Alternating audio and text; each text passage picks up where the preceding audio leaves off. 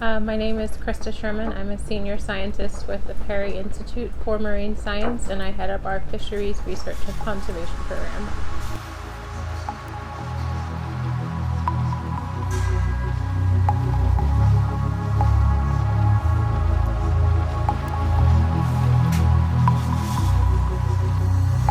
We are currently in Andros, which is the largest island in the Bahamas, and we're here to do some assessments of the reef in Andros.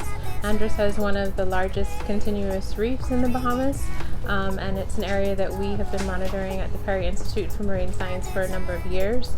But we're here specifically on this trip to figure out where this deadly disease, stony coral tissue loss disease, how far that's extending along the Andros Barrier Reef, what the extent of mortality is, what species are being impacted, to help us prioritize how we move forward for treatment and response efforts.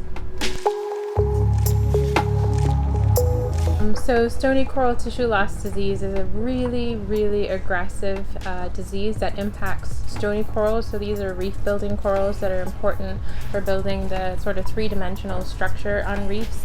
So important for providing habitat for a number of reef fish species that are commercially important for subsistence fisheries, as well as invertebrates as well.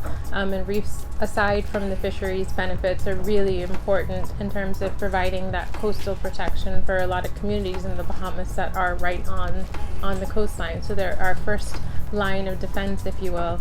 So really important benefits for the Bahamas. So we're really concerned with this disease and what the implications are for reef health and the functionality of reefs moving forward.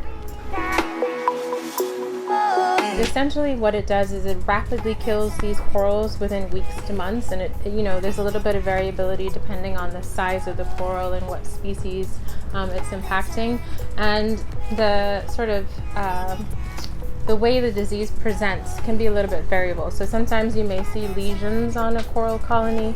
Sometimes you may see it looks like a border. You'll see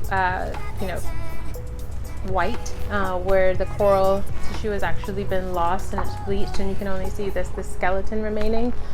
So we know what cues to look for with this disease. It looks very different from other coral diseases that we have in the Bahamas, and it affects a number of coral species that we have here. So this is something that's really concerning. So I'm here with two of my colleagues that are part of our coral program. So what we do when we're in the water, we're identifying all the different corals that we see to the species level. We're also looking for signs of this disease and documenting that when we see it, so keeping a tally of the number of corals infected with the disease. We're also recording any other diseases that may be present, whether there's been mortality, whether recent or a little bit older months associated with this disease as well, so we get an idea of the relative health of the coral community here.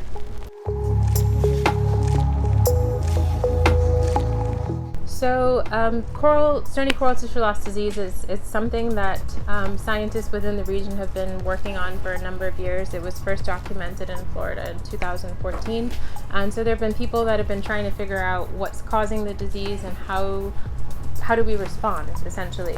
And one of the most effective treatments so far has been the use of antibiotics applied in a special paste called base 2B, and that's what's been used to treat individual colonies. It's not something that's a cure-all for all corals, because you can only treat so many corals on a dive, so it's obviously labor intensive, there's costs associated with it, but it's the best option that we do have, and the success rates with this approach are pretty high.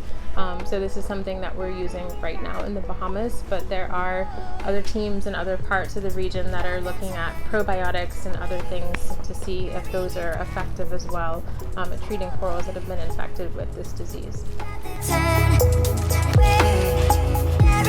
Conducting research in the Bahamas has its challenges. It also has obviously its benefits. We're in the Bahamas, it's a beautiful location, but it's such a vast country, and not every island has the resources that we need. So sometimes it makes it a little bit more difficult logistically to get tanks, to to figure out how you're going to get tanks filled, to move things around, to figure out boats and everything. So it's been really amazing to have this platform that was facilitated by seakeepers, and we're on the boat, the Andromeda, and really amazing crew that have been supporting us with this effort. And so we've been able to live and work off of the same boat and get from place to place, and it's been a dream, really.